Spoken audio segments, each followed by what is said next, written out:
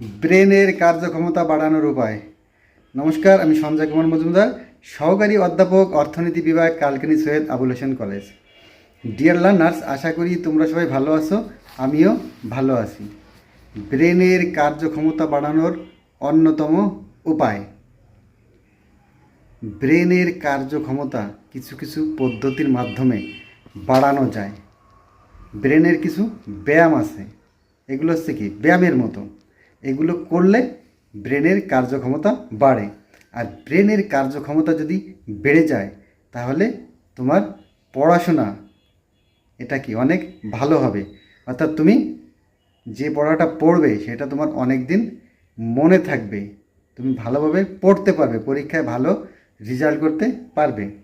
তো কি এমন কাজ আছে যার মাধ্যমে আমরা ব্রেনের কার্যক্ষমতা বাড়িয়ে নিতে পারি?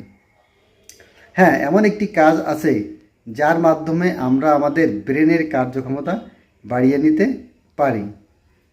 আমরা প্রতিনিয়ত এমন একটি কাজ করি, শুধুমাত্র সেই কাজটারই যদি একটু বিপরীত কাজ করি তাহলেই আমরা আমাদের ব্রেনের কার্যক্ষমতা বাড়িয়ে নিতে পারি। আমরা প্রতিদিন কি করি? আমরা সামনের দিকে হাঁটি। আমরা সারাদিন যাই করি না কেন আমরা কি করি?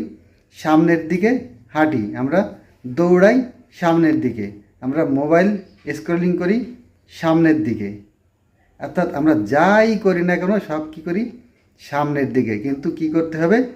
আমাদের একটি কাজ করতে হবে, শুধুমাত্র আমাদের সেই কাজটি হলো আমাদের পিছনের দিকে হাঁটতে হবে।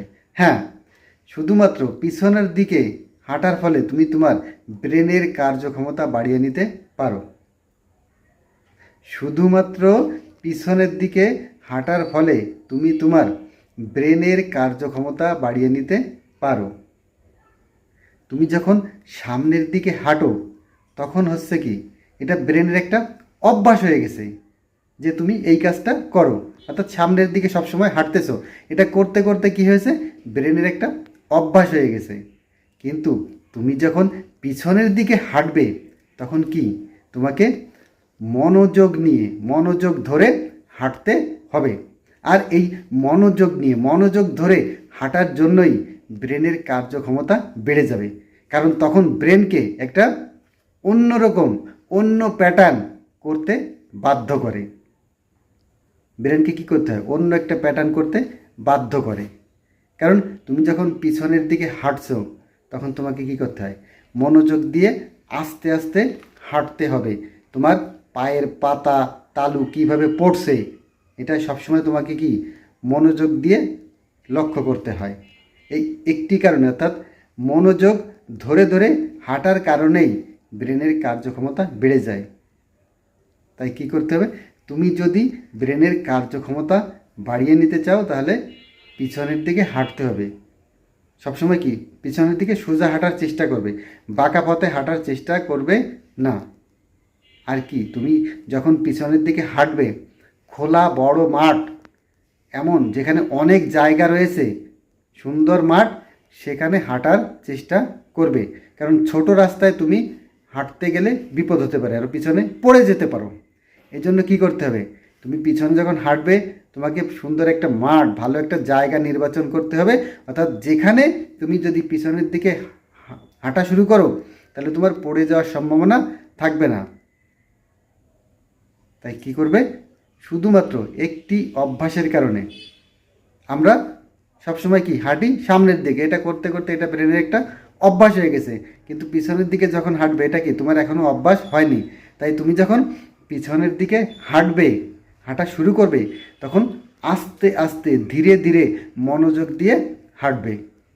এরকম যদি তুমি আস্তে আস্তে শুরু করো তাহলে এটাও একসময় তোমার অভ্যাস হয়ে যাবে।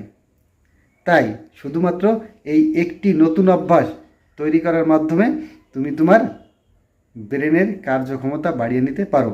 এতে তোমার স্মৃতিশক্তি বাড়বে, ব্রেনের স্মৃতিশক্তি বাড়বে, ব্রেনের ভারসাম্য, ব্রেনের ভারসাম্যটা কি সুন্দর হবে, ব্রেনটাকে ব্যালেন্সে রাখতে পারবে। আমরা তো সব সময় সামনের দিকে হাঁটি, দৌড়ালেও সামনের দিকে দৌড়াই, অর্থাৎ যে কাজই করি সব সামনের দিকে। যখনই তুমি শুধুমাত্র এই পিছনের দিকে হাঁটবে, তাহলে তাহলে কী হবে, তোমার ব্রেনের কার্যক্ষমতা বেড়ে যাবে। এটা একটা ছোট অভ্যাস, এটা তুমি ইচ্ছা করলেই করতে পারো, কিন্তু আমরা কি করতে চাই না, কারণ তুমি আসলেই ভালো রেজাল্ট করতে চাও না, জীবনে সফলও হতে চাও না। যদি সত্যি সত্যি ভালো রেজাল্ট করতে চাও, জীবনে সফল হতে চাও, তাহলে এই ছোট ছোট অভ্যাস পরিবর্তনের মাধ্যমেই তুমি এটা করতে পারবে। তুমি তোমার ভবিষ্যৎ পরিবর্তন করতে পারবে শুধুমাত্র এই অভ্যাসের মাধ্যমে, যেটা তোমার হাতে আছে। অর্থাৎ এই অভ্যাসগুলো পরিবর্তন, এটা কিন্তু তোমার হাতে আছে।